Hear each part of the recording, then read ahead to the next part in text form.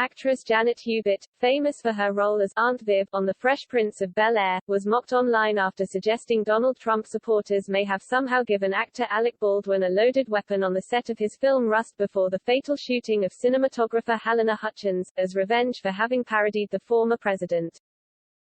On social media last Wednesday, Hubert shared her conspiracy theory, providing no evidence to support it, which accuses Trumpers of getting revenge on Baldwin for having mocked the former president by handing him a loaded gun on his film set. Am I crazy? But my first thought was Baldwin was given this gun on purpose from someone to get back at him for his Trump impersonations, she wrote. I have never seen prop guns sitting out on set ever then to photograph his pain and give it to the press, she added. So very heartless, Trumpers? In response, actual Trump supporters ridiculed Hubert's reckless speculation.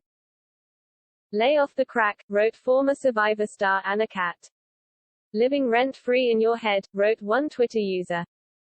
I can't believe you will blame a Trumper for everything, wrote another. Trump derangement syndrome, commented another user. Like Alec Baldwin would hire a Trump supporter, quipped actor Nick Searcy. Searcy went on to share Hubert's post, with the warning, Democrats are insane. Literally. Former Breitbart News editor and talk radio host Larry O'Connor wrote, the answer to this question is, yes, you're crazy. Conservative author and lawyer Kurt Schlichter merely laughed at the baseless accusation.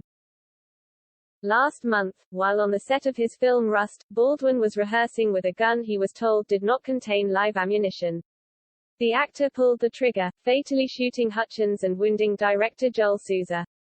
Prior to the incident, Baldwin had been engaged in a long-running feud with former President Trump and other Republican figures. Earlier this year, the progressive activist and Saturday Night Live and Boss Baby star chose civil rights activist Martin Luther King Jr.'s birthday to describe a dream he had, which included a noose hanging outside of a courthouse during President Trump's sedition trial. The same month, Baldwin called for Senator Ted Cruz (RTX) to be brutally tortured, specifying that he be put in the stocks, ridden on a rail, tarred and feathered. Baldwin also proposed several violent acts of retribution that should await the president should he refuse to concede. Last November, Baldwin called for President Trump to be buried in a Nazi graveyard with a swastika placed on his grave. Weeks earlier, Baldwin referred to the president as a fascist whore, who he called to remove from our lives. Baldwin's criticism didn't stop with the president and other conservative political figures. Last August, Baldwin smeared the everyday Americans who appeared and spoke at the Republican National Convention. He claimed they were all high on drugs and characterized anyone voting for President Trump as mentally ill.